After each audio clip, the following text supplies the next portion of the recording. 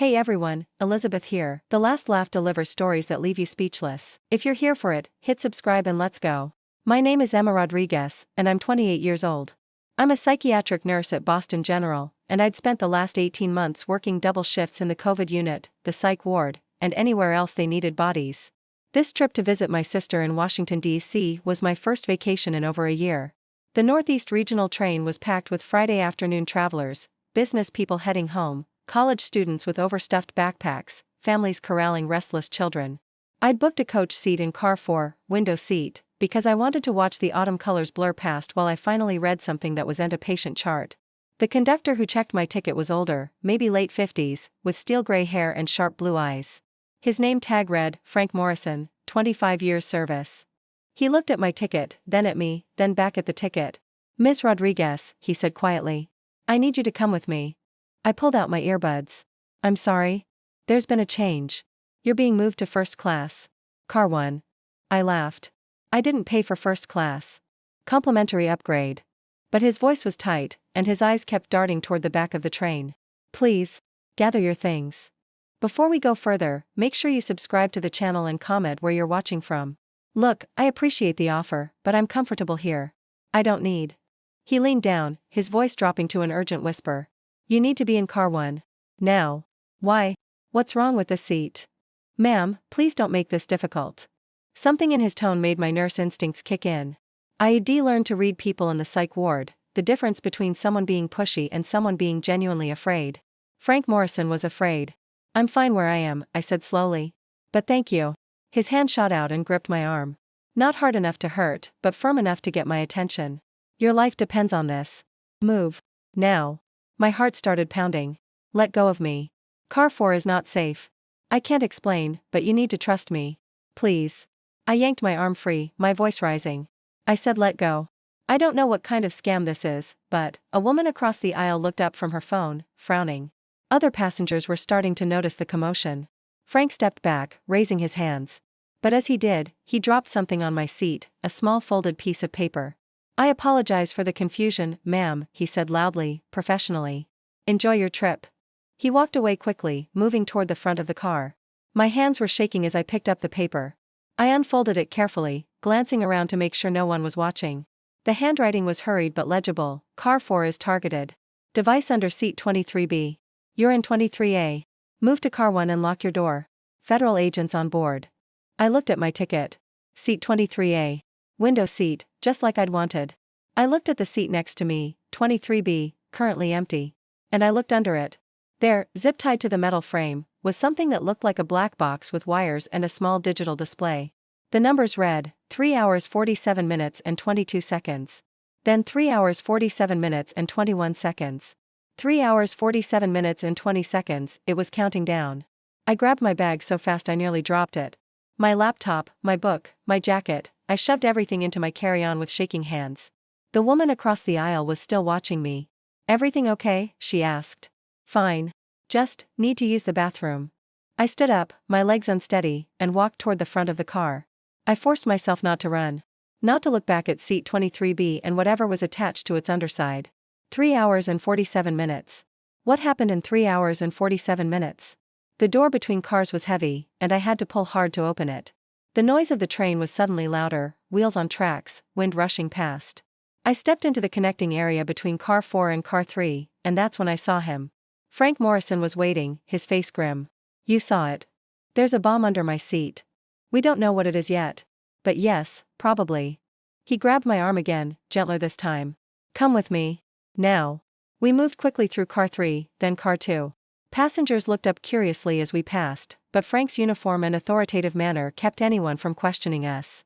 Car 1 was first class, wider seats, more legroom, private compartments along one side.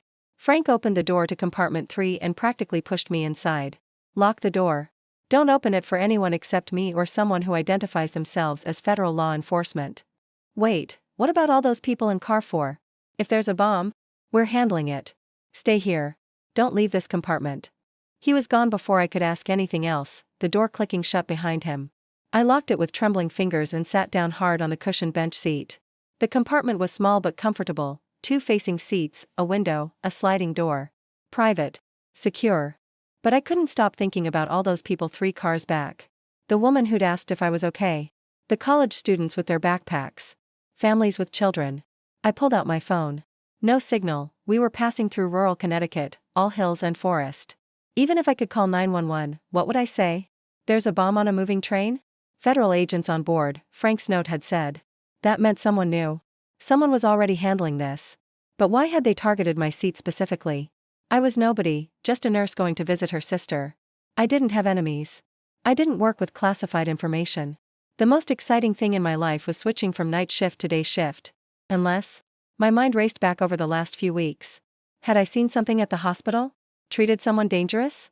I worked in psych, so I'd encountered plenty of unstable patients, but nothing that would warrant a bomb on a train. A knock at the door made me jump. Ms. Rodriguez? Not Frank's voice. Younger. Female. Who is it? Agent Sarah Chen, FBI.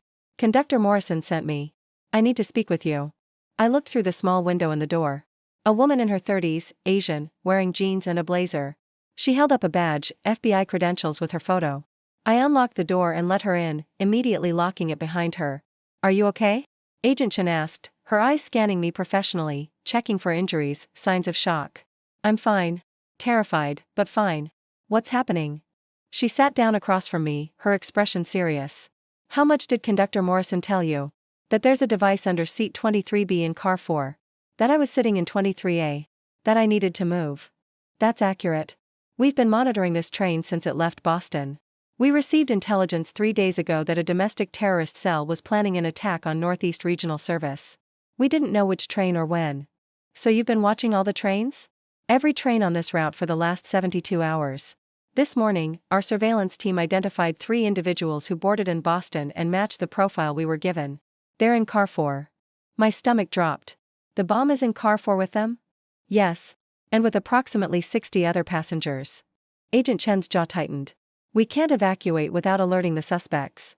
If they realize we're onto them, they could detonate early. The device is on a timer, we have just under 3.5 hours. Can't you defuse it? Our explosives team is working on a plan. But it's complicated.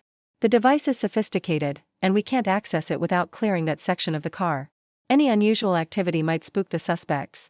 Then why move me? Why not just leave everyone where they are? Agent Chen's expression softened slightly. Because you're not random. We believe you were specifically targeted. The compartment suddenly felt smaller. What? Why would anyone target me? 4 weeks ago, you treated a patient named Marcus Webb at Boston General's psychiatric ward. Do you remember him? I thought back.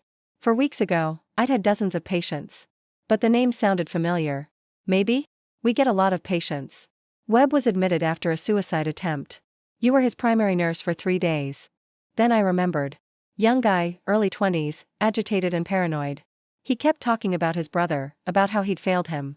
He was delusional. Kept saying his brother was going to do something terrible and it was his fault. His brother is Ethan Webb.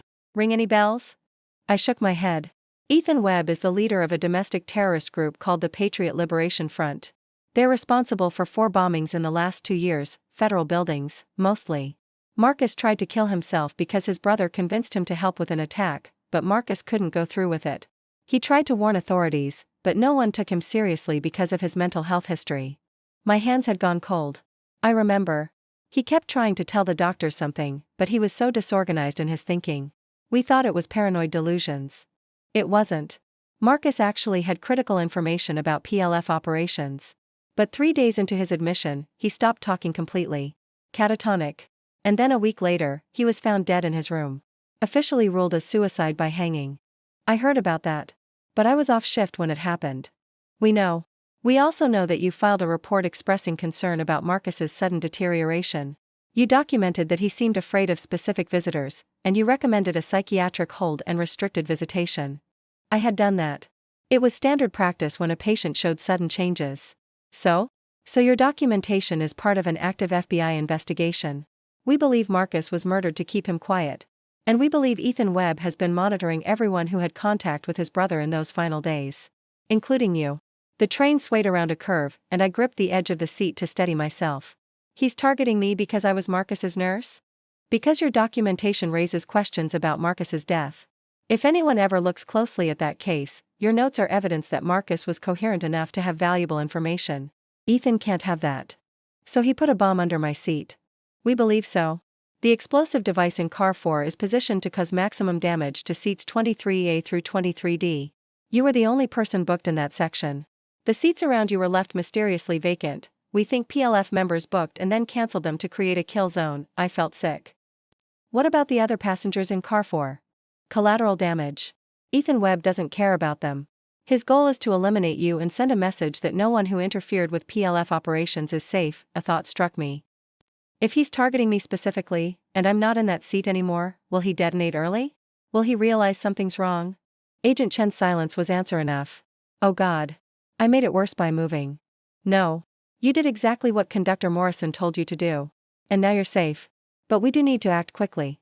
The suspects don't know we're onto them yet, but they will be monitoring the situation. If they realize their target has moved, they might change their timeline. What's your plan? In approximately 20 minutes, this train will make a stop at New Haven. During that stop, we're going to move in. Tactical team will secure car 4, arrest the suspects, and our bomb technician will render the device safe. And if something goes wrong? Then we evacuate everyone we can and deal with the situation. Agent Chen's phone buzzed. She checked it, and her expression tightened. Okay. Status update. Our surveillance team has visual confirmation that all 3 suspects are currently in car 4, seats 19A, 19B, and 21C. Near my original seat. Yes. They're watching it. One of them keeps checking his phone, probably monitoring the detonator remotely. Can you jam the signal? We could, but that might alert them that we're onto them. Right now, they think everything is going according to plan. Another knock at the door. Chen, it's Morrison. Agent Chen unlocked the door, and Frank Morrison entered quickly, followed by another man in casual clothes, jeans, navy jacket, the subtle bulge of a weapon under his arm. This is Agent Michael Torres, tactical team leader, Morrison said. We're moving up the timeline. Torres nodded at me briefly before turning to Chen. One of the suspects just received a phone call. After he hung up, all 3 of them started looking agitated. We think someone tipped them off. About what? Chen asked. Unknown. But they're acting nervous. Looking around, checking exits. We need to move before they decide to detonate early. We're still 15 minutes from New Haven. We're not waiting. We're doing this now. Torres pulled out a radio. All units, converge on car 4. Repeat, converge on car 4. Passengers' safety is priority 1. Suspects are armed and dangerous. Chen turned to me. Stay in this compartment. No matter what you hear, don't open this door unless you know who it is. Wait, what about the other passengers? Shouldn't you evacuate them? We're about to. But we need you to stay put.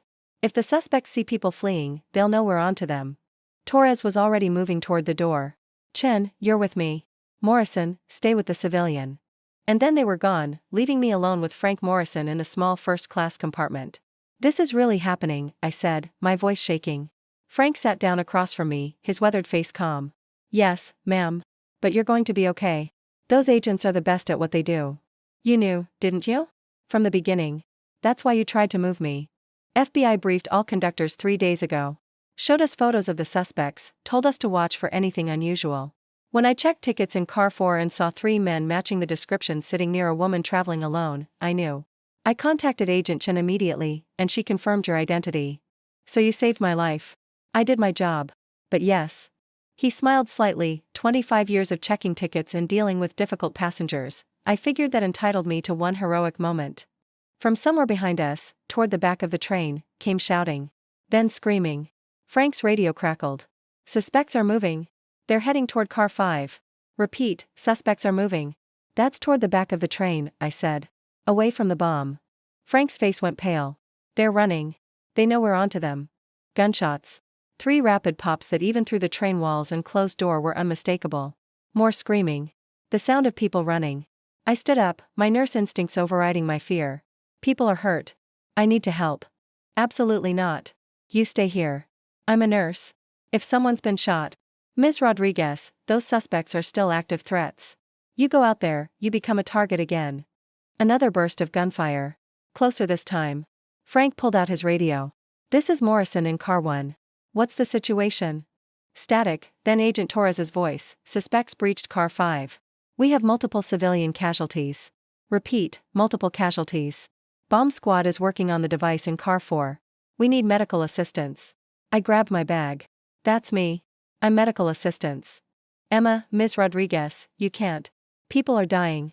I'm not hiding in here while I can help. I unlocked the door. Frank stood up, blocking my path. At least let me come with you. Stay behind me. We moved through car 1 into car 2. Passengers were pressed against the windows, faces white with fear. Some were crying. Others had their phones out, trying to get signal, trying to call for help. Everyone stay calm, Frank called out. Law enforcement is handling the situation. Remain in your seats. Car 3 was chaos. Passengers were crouched in the aisles, hiding behind seats. A woman was sobbing, clutching her child. Through the window in the door to car 4, I could see federal agents in tactical gear moving through the car, clearing it. Agent Chen appeared, gun drawn, her face grim. What are you doing out here? There are casualties.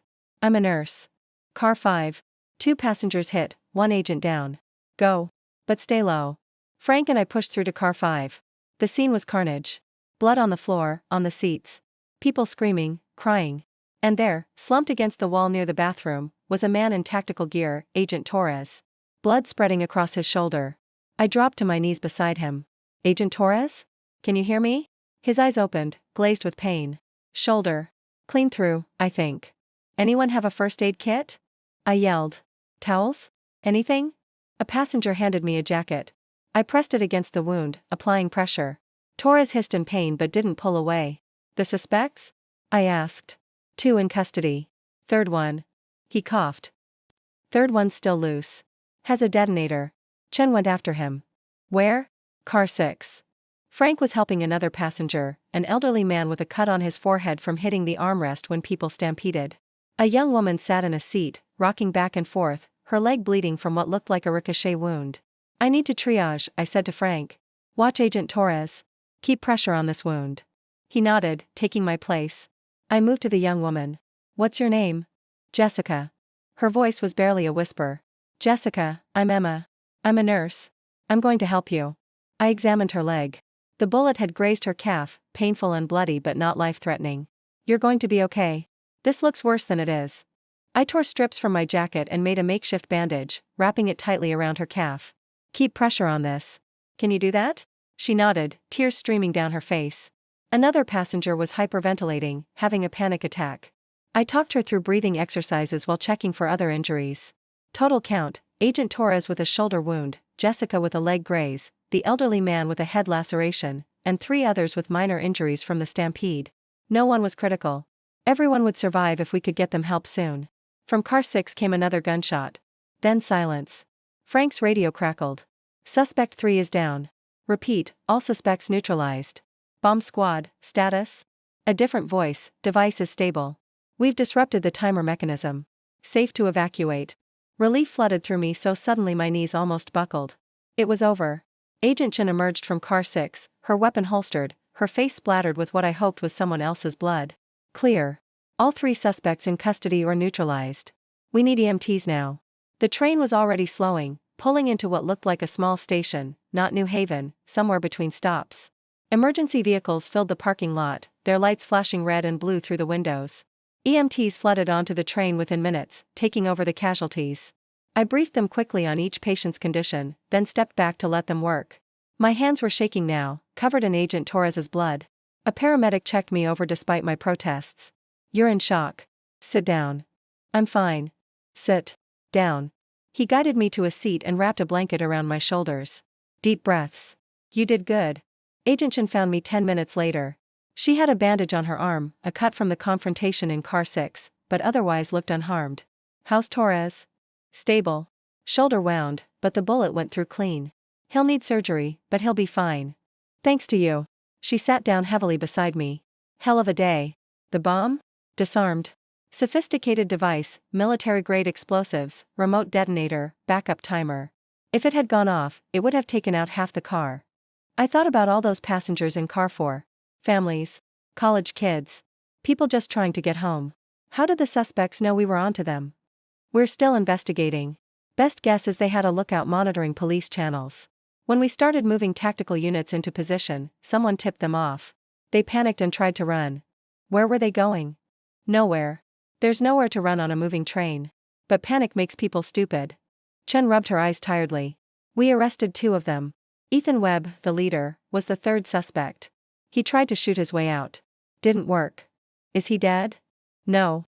But he's not going anywhere except a federal prison. She looked at me carefully. You saved Torres's life. And probably several other passengers by keeping them calm and treating their injuries. You should be proud. I'm just a nurse. It's what I do. You're not just anything. You did exactly what needed to be done under circumstances most people couldn't handle. Over the next 2 hours, they processed the scene. Federal agents interviewed every passenger. The bomb squad carefully removed the device from Car 4 and transported it to a secure facility for analysis. The 3 suspects were taken away in separate vehicles, surrounded by heavily armed agents. I gave my statement to 2 different FBI agents, recounting everything from the moment Frank Morrison first tried to move me. They recorded it all, took photos of my bloody hands and clothes, collected Frank's note as evidence. We'll need you to testify, one agent said. Both about Marcus Webb's treatment at the hospital and about today's events. Okay. There will be protection. Ethan Webb has associates, and they might try to retaliate. The thought made me want to throw up, but I nodded. I understand. They let us off the train finally, transferring all passengers to buses that would take us to New Haven Station. From there, they promised, we could catch other trains or arrange alternate transportation. Frank Morrison found me as I was boarding the bus. Ms. Rodriguez. Emma. I wanted to check on you before you left. I'm okay. Thanks to you. I touched his arm. You saved my life. If you hadn't warned me. You trusted your instincts. That's what saved you. I just gave you the information you needed to make the right choice. Still. Thank you. He smiled, looking tired but relieved. 25 years, and today was definitely the most exciting. Though I could do without a repeat. Agent Chen walked me to the bus personally. We'll be in touch. We'll need follow-up statements, and you'll be assigned a protective detail until we re-certain all PLF associates are accounted for how long? Depends. Could be weeks. Could be months. We'll keep you safe, I promise. The bus ride to New Haven was quiet.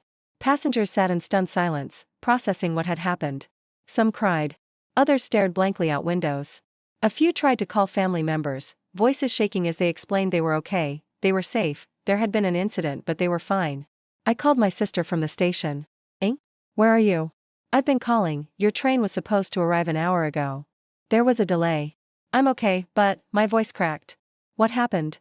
Emma, what's wrong? I told her. All of it. The bomb, the FBI, Agent Torres bleeding out against the train wall. By the time I finished, I was crying, all the fear and adrenaline finally breaking through. Oh my God. I'm coming to get you. Stay there. I'm leaving now. You don't have to. Stay there.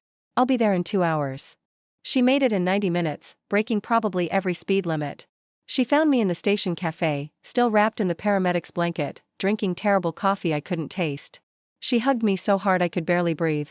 You're okay. You're alive. That's all that matters. People almost died because of me. Because I treated a patient and documented it. People almost died because a terrorist decided to plant a bomb. That's not your fault. You were doing your job. But it felt like my fault. It felt like everything was my fault.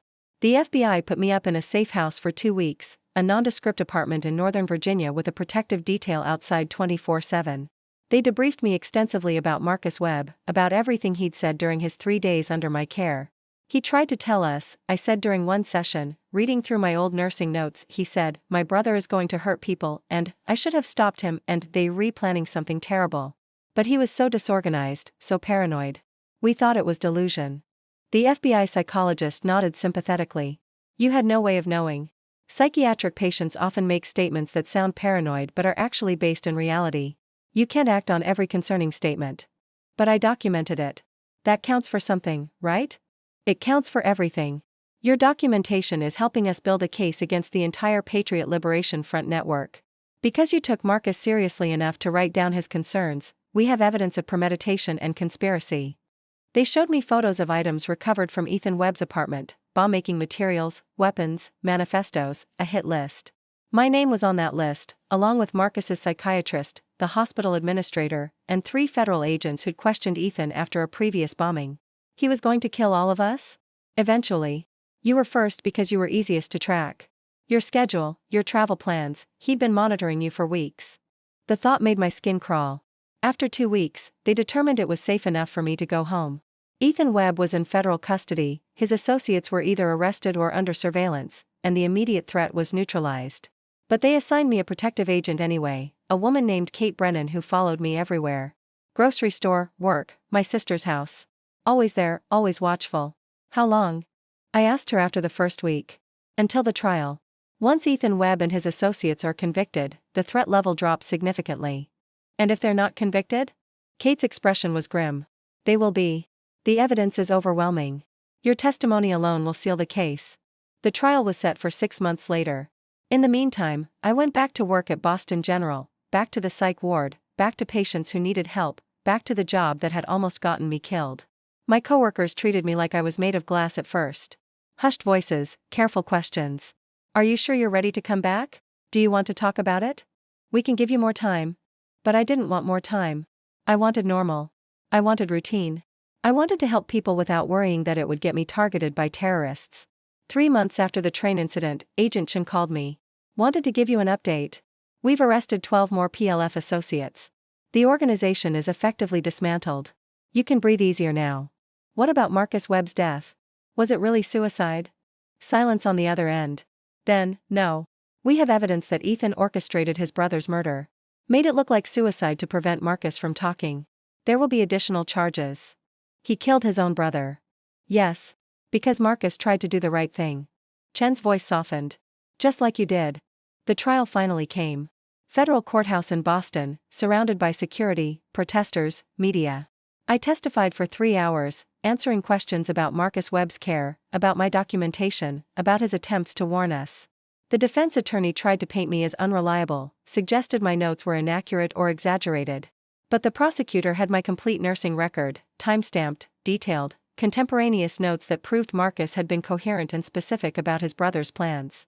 When I stepped down from the witness stand, I looked at Ethan Webb. He stared back at me with cold eyes, no remorse, no humanity. Just rage. He mouthed something. I couldn't hear it, but I read his lips. You're dead. Agent Chen testified after me, describing the train operation, the bomb, the tactical response. Frank Morrison testified about my original seat assignment and his decision to warn me. Agent Torres, recovered from his shoulder wound, testified about the shootout in Car 5. The jury deliberated for 4 days. Guilty. On all counts. Conspiracy to commit terrorism. Attempted murder. Murder of Marcus Webb. Weapons charges. Explosives charges. Ethan Webb was sentenced to life in prison without possibility of parole. His associates received sentences ranging from 20 to 50 years. The judge spoke directly to me during sentencing. Ms. Rodriguez, your diligence as a healthcare provider and your courage during an extraordinarily dangerous situation have undoubtedly saved lives. This court commends you. After the trial, the FBI held a small ceremony. They gave me a civilian commendation for extraordinary bravery and service to the public. Agent Torres was there, his arm still in a sling but healing well. You saved my life, he said, shaking my hand. I won't forget that. You were protecting civilians. I was just doing my job. So were you. But you did it under circumstances most people couldn't handle. He smiled. You ever think about joining the FBI? We could use people like you. I laughed. I think I'll stick with nursing. Fewer bombs. Agent Chen pulled me aside after the ceremony. How are you doing? Really? Better. The nightmares are less frequent. My sister convinced me to see a therapist, it helps. I paused. I keep thinking about Marcus. How he tried to warn us and no one listened. People are listening now. Because of you, we've implemented new protocols for evaluating psychiatric patients who make claims about terrorist activities. Your hospital has changed its documentation requirements. Other healthcare facilities are following suit. So something good came out of this. A lot of good came out of this. You stopped a terrorist attack. You helped dismantle a dangerous organization. You saved lives. Chen's expression was serious. You did the right thing, Emma. Every step of the way. Trust your instincts, they saved you. Frank Morrison sent me a letter a few weeks later. He'd retired from Amtrak, decided 25 years was enough. I figured I should quit while I'm ahead, he wrote. One dramatic rescue is probably my lifetime quota. But I wanted you to know, I'm proud to have played a small part in your story. You're stronger than you think. Don't forget that. I kept that letter on my refrigerator, along with a photo from the ceremony. Reminders that one ordinary Friday afternoon had turned into something extraordinary. 6 months after the trial, my protective detail was finally lifted. Kate Brennan shook my hand on her last day. You're safe now. Ethan Webb's network is gone. You can go back to your normal life. I'm not sure I remember what normal feels like. She smiled. You'll figure it out. You're good at adapting. My sister threw me a freedom party, just family and a few close friends. We grilled burgers in her backyard, drank wine, laughed at stupid jokes. Normal things. Safe things. But I couldn't help thinking about that train. About seat 23A and the device underneath 23B. About Frank Morrison's terrified eyes when he begged me to move. About Agent Torres bleeding in car 5. About all the passengers who'd almost died. You're quiet, my sister said, sitting down next to me on the deck. What are you thinking about? How different things could have been. If I'd ignored Frank. If I'd stayed in that seat. But you didn't. You listened. You trusted your instincts. That's what matters. People keep saying that. Trust your instincts. But my instincts were to refuse the upgrade, to stay where I was comfortable. And then your instincts changed. You saw Frank was genuinely afraid. You read the note. You looked under the seat. Your instincts saved your life because you paid attention. She was right. I had paid attention. To Frank's fear. To the note. To the countdown timer on that black box. And those small choices, choosing to look, choosing to move, choosing to help when the shooting started, had added up to something bigger. To lives saved. To justice served. To a terrorist organization dismantled. If this story moved you, subscribe and tell me in the comments where you're watching from. I learned something on that train, something I carry with me every day. Trust your instincts, but stay alert. Danger can hide in the most ordinary moments, a train ride, a seat assignment, a Friday afternoon. When someone warns you, listen. And when people need help, don't hide. I'm still a psychiatric nurse at Boston General. I still work too many shifts and drink too much coffee. But now I pay closer attention. To patients who seem scared of visitors. To colleagues who notice things others miss. To my own gut feelings when something doesn't seem right. Marcus Webb tried to warn us. His brother killed him for it. But his death wasn't meaningless, it stopped a terrorist attack and saved countless lives. Every time I document a patient's concerns now, I think of Marcus. I think of Frank Morrison checking tickets and seeing danger. I think of Agent Chen running toward gunfire. I think of all the ordinary people who did extraordinary things because they paid attention. That's the lesson, pay attention. Trust your instincts. Listen when someone warns you. And never underestimate the power of doing the right thing, even when it's terrifying. Those small choices save lives. Including mine.